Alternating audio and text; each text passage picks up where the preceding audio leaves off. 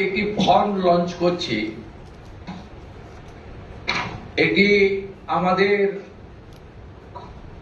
মহিলা এবং শিশু কল্যাণ দপ্তর, যার পূর্ণ মন্ত্রীর মর্যাদা আছেন মাননীয় অগ্নিমিত্রা পাল মহোদয়া, তার দপ্তরের মাধ্যমে এটি নোডাল দপ্তর।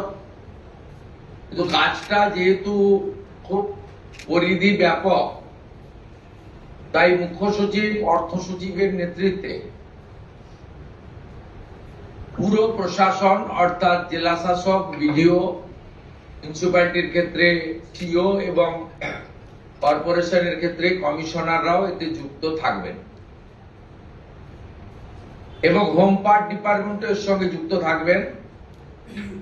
ভোটার তালিকা তৈরি করা সহ আমাদের যারা আধারের কাজ করেন তারাও যুক্ত থাকবেন, অর্থাৎ ওয়েবেল, আইটি সবাই মিলে একটি পরিচ্ছন্ন তালিকা কেবলমাত্র উপযুক্ত যারা প্রাপক তারা পাক, আমরা এটা চাই। যেহেতু প্রসেসটা একদিনে সকলেই ফর্ম ফিল আপ করতে পারবেন না এবং ফর্ম ফিল আপে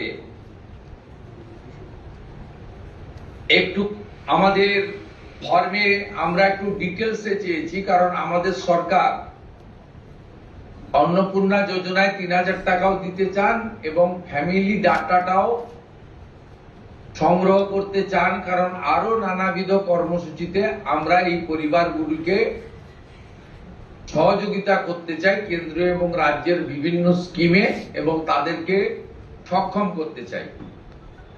ইতিমধ্যে আয়ুষ্মান ভারতের ক্ষেত্রে আমরা যেমন বলেছি যে আয়ুষ্মান ভারতের রেজিস্ট্রেশন, এনরোলমেন্ট,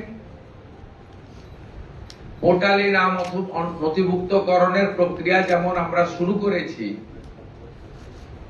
এবং জুলাই মাসে সম্ভাব্য আমরা কার্ড দিতে পারবো, এবং ৮ তারিখে ভারত সরকারের স্বাস্থ্য দপ্তরের সঙ্গে আমাদের আনুষ্ঠানিক মৌ হয়ে যাবে। ইতিমধ্যে আমরা ভার্চুয়ালি মিটিং করে ৯৭৬ কোটি টাকা এই বর্ষে আমরা তাদের বরাদ্দ আমরা স্যাংশন পেয়ে গেছি।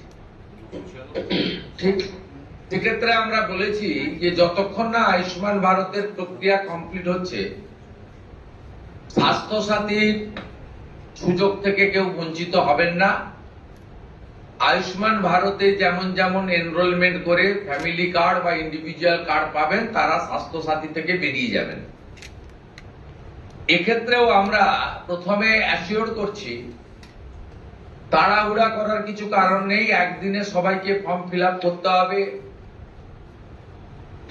এখন ২,২০,০০,০০০ মতো পান, যার মধ্যে ভোটার তালিকা থেকে মৃত, ভুয়া,